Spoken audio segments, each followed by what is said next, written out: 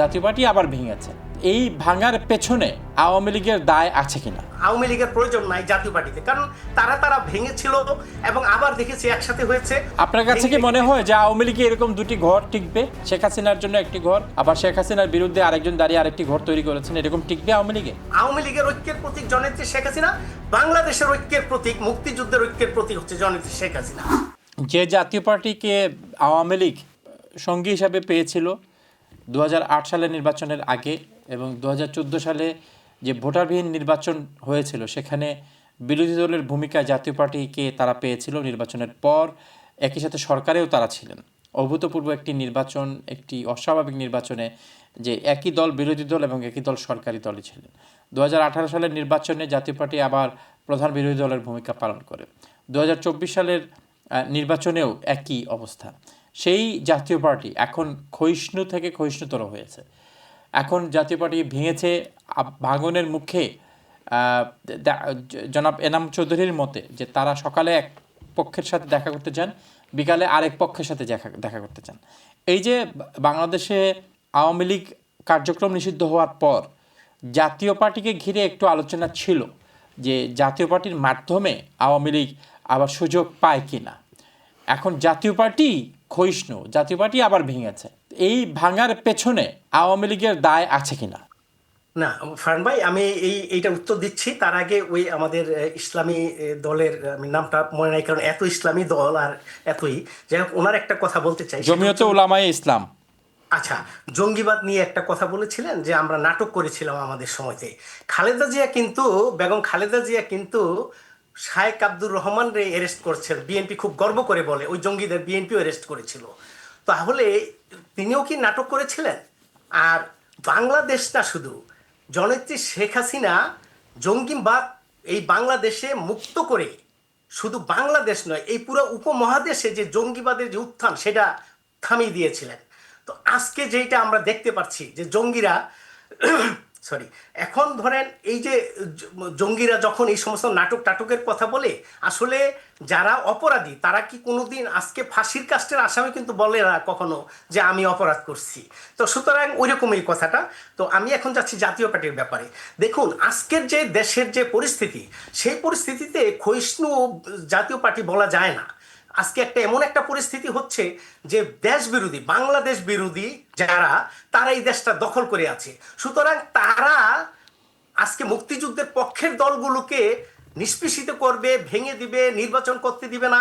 আমার তো দৃঢ় বিশ্বাস যে যদি জাতীয় পার্টি সত্যিকারের নির্বাচন করতে পারতো তাহলে তাদের অবস্থান সেই আগের মতোই ভালো অবস্থানেই থাকতো। যেই পদগুলো জামাতিরা বা দেশ বিরোধীরা দখল করে নিয়েছে, এটা প্রমাণ, এটা বিএনপিও বলে এবং বিএনপি নেতৃবৃন্দও কিন্তু প্রমাণ দেয় যে এটা ওই সিটগুলো জাতীয় পার্টির ওরা দখল করছে।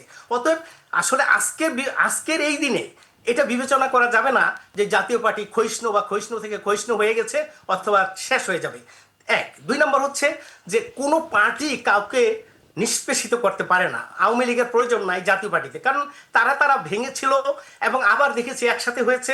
অতএব আমি মনে করি ওই যে জাতীয় পার্টির ভাই যে কথাটা বললেন যে তিনি দুইজনের সাথে দেখা করবেন, এবং আমি মনে করি এটা তো ঠিকই আছে, কারণ ওইটা তো দুইটাই তাদের ঘর। আবার আজকে পরিস্থিতির কারণে হয়তো তাদের, আপনার কাছে কি মনে হয় যে আওয়ামী লীগে এরকম দুটি ঘর টিকবে? শেখ হাসিনার জন্য একটি ঘর, আবার শেখ হাসিনার বিরুদ্ধে আরেকজন দাঁড়িয়ে আরেকটি ঘর তৈরি করেছেন, এরকম টিকবে আওয়ামী লীগে?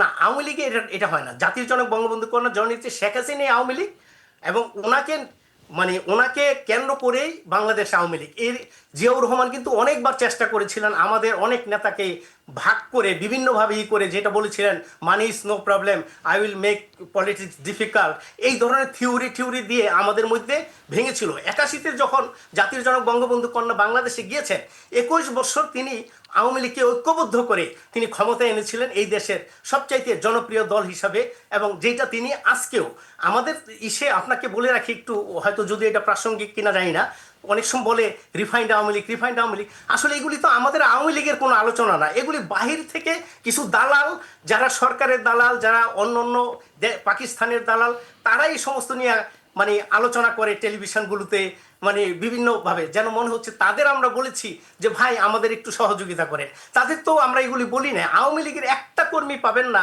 যিনি শেখ হাসিনার বাহিরে একটা কথা বলছেন যে এখানে রিফাইন্ড প্রয়োজন বা এখানে এইটার প্রয়োজন।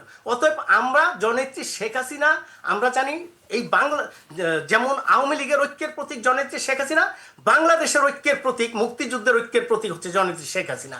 সুতরাং এটা মানে আওয়ামী লীগকে আজকে কিন্তু দিন দিন ওনারাও টের পাচ্ছে কেন এত ভয় পাচ্ছে আওয়ামী লীগকে। কোথায় কোথায় আওয়ামী লীগ, কোথায় কোন জায়গায় আওয়ামী লীগের প্রসঙ্গ নেই, আবার মুখ দিয়ে বলবে যে আওয়ামী লীগ অপ্রাসঙ্গিক হয়ে গেছে, আওয়ামী লীগ নাকি এই দেশেই নাই। তাহলে আপনাদের এত ভয় কিসে আমি এটাই বুঝি না।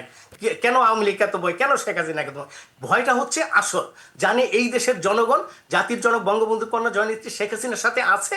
এবং দিন দিন এটা আমরা দেখছি, আজকে যদি মনে করি একটা ফেয়ার এবং ফ্রি ইলেকশন হয়, তাহলে আজকে ইলেকশন মানে শুধু সংখ্যাগরিষ্ঠ না, মানে আমি বলবো নিরঙ্কুশ সংখ্যাগরিষ্ঠ পাবে আওয়ামী লীগ। এবং এটা কথার কথা না, এটা আপনি সাধারণ মানুষের সাথে যদি যাই আলাপ করেন, যারা বলে আগেই ভালো ছিলাম, এবং অনেক যারা ওই যে জুলাই সন্ত্রাসী জঙ্গিরা যারা বলে আজকে যে আমরা ভুল করেছি ওদিনকা, আজকে দেখেন টেলিভিশন ছেয়ে গেছে যে আমরা ভুল করেছি ওদিন, আমরা আবার শেখ হাসিনাকে চাই। টেলিভিশন ছেয়ে গেছে? কোন টেলিভিশন? না না না, টেলিভিশন না, টেলিভিশন ওই যে আপনার বিভিন্ন মিডিয়াগুলো, টেলিভিশনগুলো তো বলে আর কি আমাদের যে আমরা নাকি হারিয়ে গেছি, আমাদের কোনো আমরা নাকি বাংলাদেশই নাই। আচ্ছা। অথচ আপনি যদি বিভিন্ন জায়গায় আপনি দেখেন লোকজনের, জনগণ মানে একদম খেটে খাওয়া লোকগুলো, যারা এই দেশের প্রান্তিক লোকজনগুলো, তারা সবাই বলে যে আগেই ভালো ছিলাম, শেখ হাসিনাকে আমরা ফেরত চাই।